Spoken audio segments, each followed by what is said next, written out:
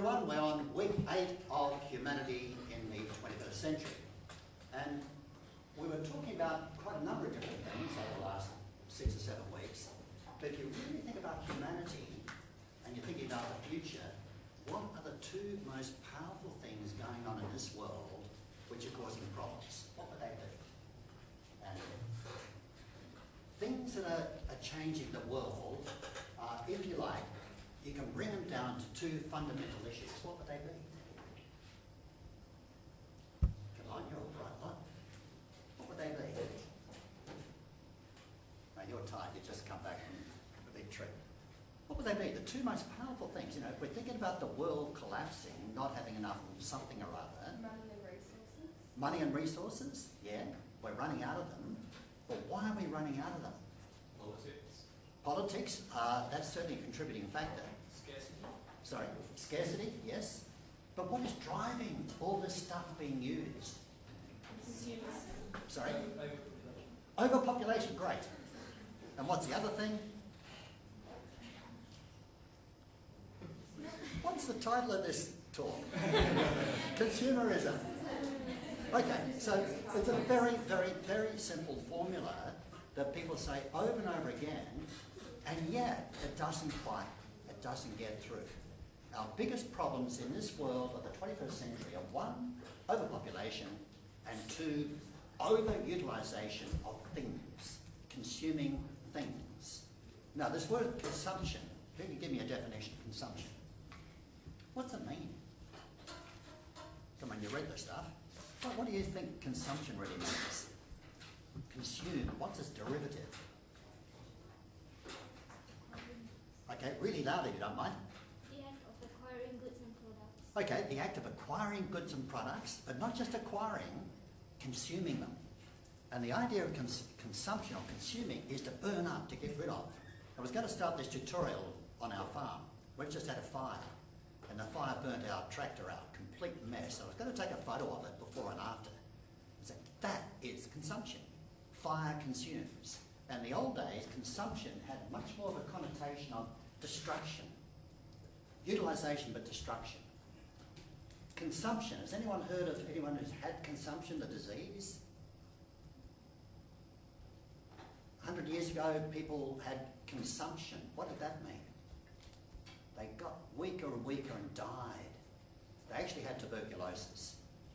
But they didn't know it was tuberculosis. They often talked about consumption. Consumption was when the body virtually consumed itself and you died. You withered away and you died. Consumption. So the old style of consumption was a pretty nasty thing. Not good. Does anyone remember the global financial crisis? Oh, right. So you are fairly old. Can anyone tell me what Mr. Rudd and Mr.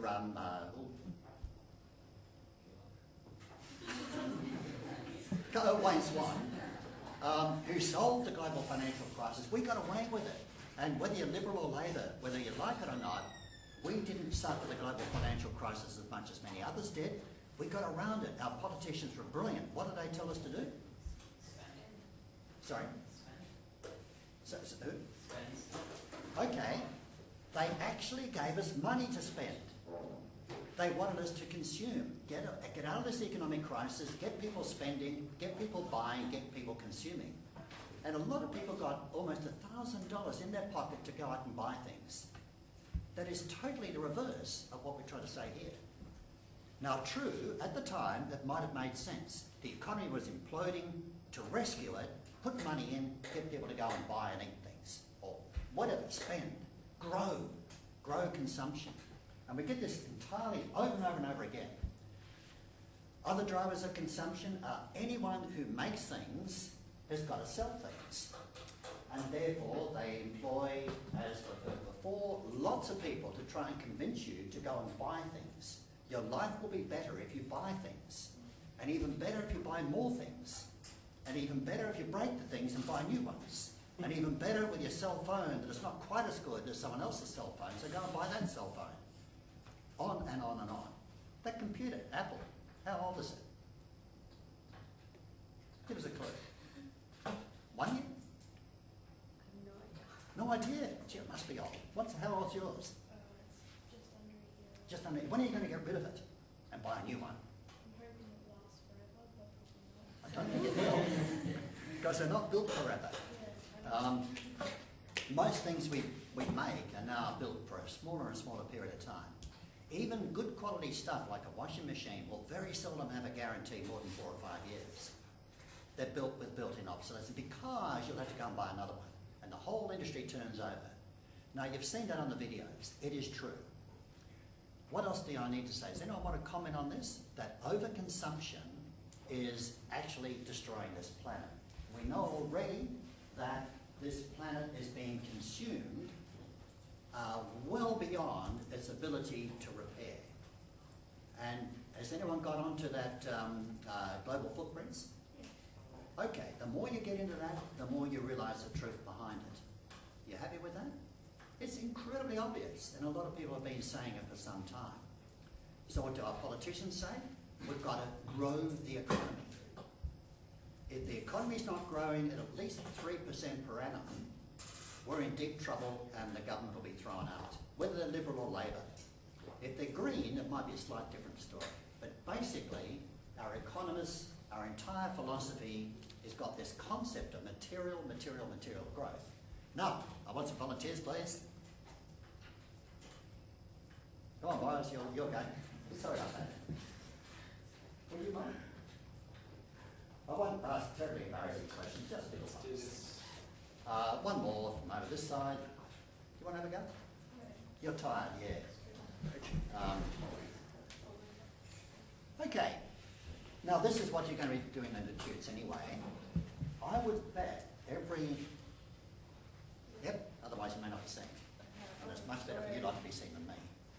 I will guarantee that every one of you are probably poor students, but as poor students you're consuming buckets. Have you got a car? No. No. You got a car? Kind of. You got a car? Yeah. Right. Do you drive to uni? Yeah. All right, so we've got one. In my day, of course, no students had cars. We had to use our horse. Well, something like that. How big a house do you live in? But not huge. Not huge on what standard? Your neighbours? Smaller than my neighbours. Oh, good. And your neighbours have got enormous mansions. Yeah. Kind of. Go to India, go to China, go to all sorts of places. You would have a palace. Yours? 3x1. 3x1. What's that mean? Only one bathroom. Mm. How do you cope? Is this a student house? No. You're living it with your parents? Actually, at the moment, I'm just living alone, so. Right. So, how do you enjoy going from bedroom to bedroom? I've considered having couch surfers over to keep you company. So. May I ask you, how big a house? 4 by 2. 4 by 2? 2 bathrooms. Have you ever used 2 bathrooms at the same time? No. But you've got a family. Yeah. How many? 4 of us. 4. Mother, father, 2 kids? Right. My wife had 5 kids and 1 toilet. Oh, sorry, my wife's family had 5 kids. Parents, 1 toilet. We have 1 toilet. And you have to go outside. Why do you want 2 bathrooms? Even in the husband and wife on their own want 2 bathrooms. Why? We're coming from India. We had a small house Mm-hmm. in the beginning. I guess after coming here, my parents had more. I guess it was just a want for them. Sorry, where did they come from? We're from India. India. Okay, look, I totally understand it. You come to Australia and you see the norm is much more, and you want it. Wouldn't it have been nice if you could have come to Australia and you had the bright skies, a lovely democracy, good relationships, no, all the nice things that we like living in, but only 1 bathroom. And if you'd come 30 years ago, you would have only had 1 bathroom and you'd have been wrapped. And you wouldn't have had an entertainment room. And you wouldn't have had a sauna. Well, I don't know whether you have or not. Okay, have I made the point? Every single person in this room is living a lifestyle which, number 1, is totally unsustainable in terms of world terms, and number 2 is probably unnecessary. Now let me give you a personal story. Do you want to sit down here? No, come on, you can say it and you can pick on me now. Okay. We have a 1/4 acre block in Netherlands. It's It's not our fault. It was very cheap at the time, and I built most of the house myself. We had 4 kids, so I kept on building more bedrooms myself. Now it's just my wife and myself, and occasionally Mark comes to stay with us. And I thank God he does. Number one, because he helps with the Tutes enormously.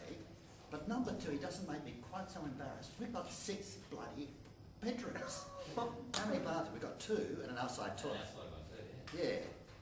Why? Now, partly culture, you know, we've been there too long and we love the place, but it's totally unnecessary.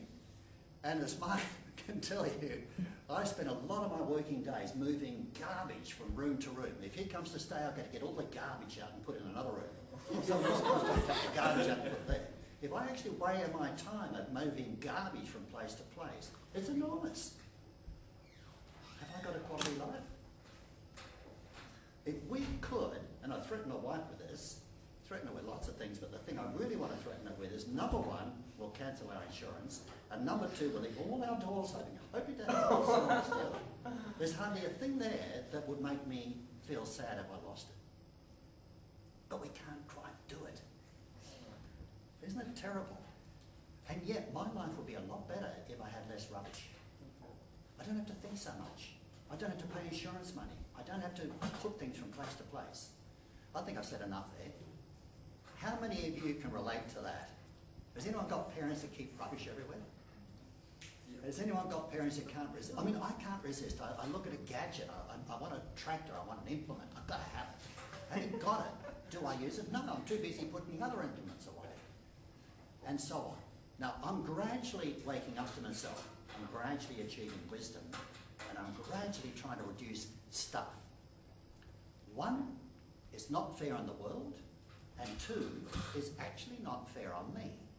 And if you look at those videos, you'll get more and more idea that as we get rid of stuff, get off this material consumption thing, our actual true lives can be a lot more deeper and more meaningful. And that's part of what we're trying to do in this course. What do humans really want, need and desire? Remember that? Here, we're giving the desire bit a really good shape. Stuff. And when you look at those videos, hopefully you'll come away thinking, no, I'm going to reduce my stuff. I'm going to reduce my consumption. No. I'll let you go. Thank you very much for that. Very brave. Reduce the amount of stuff. Now you're going to go into your groups and you're going to... Has anyone done the your own personal global footprint yet? You have? Anyone else? Just put up your hands if you've done the global footprint. Okay, I put it up fairly late, so you probably didn't see it, but you've got to do it as part of your assignment. And basically, it asks you questions about how you live, what you're doing, and how much of the earth you're burning. And then it turns around and suggests you ways where you, as an individual, can reduce your consumption. And it also, if you go into other parts of it, looks at the community. How could they reduce their consumption? Ultimately, of course, we've got to look at the globe. How can we reduce consumption and yet retain or even improve our feeling of well-being? Dead easy. So if you don't mind, idiot groups, really expose yourself, be prepared to tell the truth, or a fair bit of it. Conceal little bits maybe, but just tell each other, what could I give up without shattering my own personal sense of well-being? Happy with that?